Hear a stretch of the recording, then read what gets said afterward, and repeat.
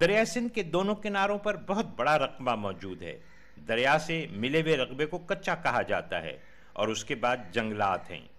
محکمہ جنگلات کے چیف کنزرویٹر اعجاز نظامانی کہتے ہیں کہ 1,00,000 ایکڑ پر ناجائز قبضہ ہے۔ 50,000 سے لے کے 1,00,000 ایکڑ تک ایریا انکروچمنٹ یا اس میں انکروچمنٹ والے ایریا پہ فصل لگا ہوا ہے۔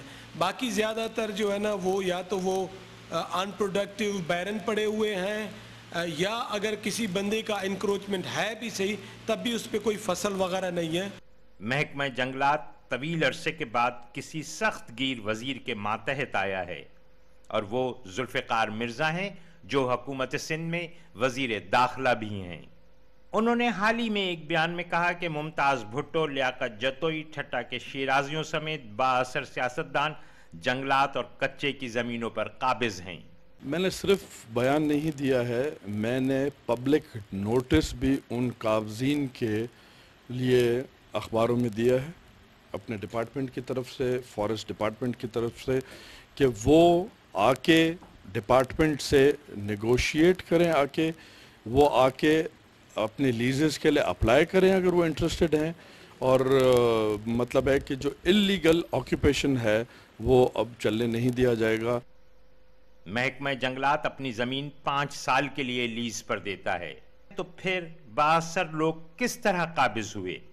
ہوتا یہ ہے اگر میں نے زمین لینی ہے، میں جھوٹے سچے ہاری غریب لوگوں کے، غریب عورتوں کے نام لا کے 16 ایکڑ، 20 ایکڑ، 25 ایکڑ پہ ایک شناختی کارڈ پہ میں لیز کرا لیتا ہوں، بینیفیشری اس کا میں ہوں۔ اسی طرح جو میں نے نام لیے ہیں ان کے نام سے شاید آپ کو 1 ایکڑ بھی اپنے نام سے نہیں ملے گا۔ جب ذوالفقار مرزا سے معلوم کیا کہ ان کے ناقدین کہتے ہیں کہ وہ سرکار مخالف سیاستدانوں کے خلاف انتقامی کارروائی میں مصروف ہیں، میرے سامنے جو بھی ہوگا، چاہے وہ پیپلز پارٹی کا ہو قابض، میں اس سے بھی چھڑاؤں گا، یہ میرا ٹریک ریکارڈ ہے۔ میں اپنی پارٹی والوں کو نہیں چھوڑتا ہوں، اس لیے میں کسی کو بھی نہیں چھوڑوں گا۔ وزیر داخلہ اور جنگلات ذوالفقار مرزا یقین دلاتے ہیں کہ لیز کی تجدید پر غور کیا جا سکتا ہے۔ پولیس اور رینجرز کی مدد بھی حاصل کرنا چاہتے ہیں تاکہ ناجائز قابضین سے زمین واگزار کرائی جا سکے۔ اگر حکومت محکمہ جنگلات اور کچے کی زمین کی باقاعدہ لیز کر سکے تو نقصان میں چلنے والا محکمہ جنگلات حکومت کے لیے ایک بہتر آمدنی کا ذریعہ بن سکتا ہے۔ علی حسن، ڈان نیوز، حیدرآباد۔